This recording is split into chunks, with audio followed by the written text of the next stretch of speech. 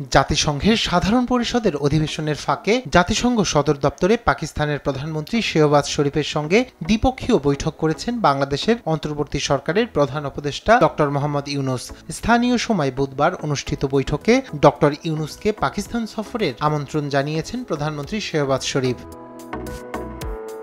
বৈঠকে দুই দেশের মধ্যে আঞ্চলিক সহযোগিতা ও আলোচনার গুরুত্ব তুলে ধরে ডক্টর ইউনূসকে তার সুবিধামতো সময়ে পাকিস্তানে সরকারি সফরে আসার আমন্ত্রণ জানান পাকিস্তানের প্রধানমন্ত্রী। এ সময় নিজ নিজ দেশের জনগণের অগ্রগতি ও উন্নয়নে দ্বিপাক্ষীয়, আঞ্চলিক ও বহুপাক্ষিক পর্যায়ে ঘনিষ্ঠভাবে কাজ করতে সম্মত হন দুই নেতা।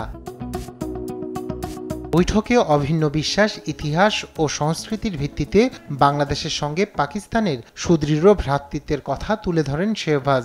দ্বিপাক্ষিক সম্পর্ক আরও জোরদার করতে দুদেশের একসাথে কাজ করার উপর জোর দেন শেহবাজ শরীফ। এছাড়া দুই দেশের জনগণের মধ্যে অপরিসীম সৌহার্দ্য ও উষ্ণতাকে পুঁজি করে সংসদীয় আদান প্রদান, জনগণের মধ্যে পারস্পরিক যোগাযোগের মাধ্যমে সম্পর্ক উন্নয়নে উৎসাহিত করেন পাকিস্তানের প্রধানমন্ত্রী।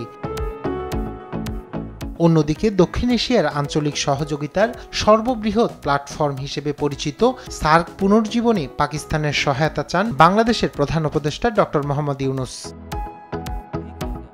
দুই নেতার বৈঠকের সময় পাকিস্তানের প্রতিরক্ষা মন্ত্রী খাজা মোহাম্মদ আসিফ, তথ্য ও সম্প্রচার মন্ত্রী আতাউল্লাহ তারার, ফেডারেল শিক্ষা ও পেশাগত প্রশিক্ষণ মন্ত্রী ডক্টর খালিদ মকবুল সিদ্দিকী এবং বিশেষ সহকারী তারিক ফাতেমি পাকিস্তানের প্রধানমন্ত্রীর সঙ্গে ছিলেন। রায়হান কবির শুভ্র, নিউজ ডেস্ক, দেশ টিভি।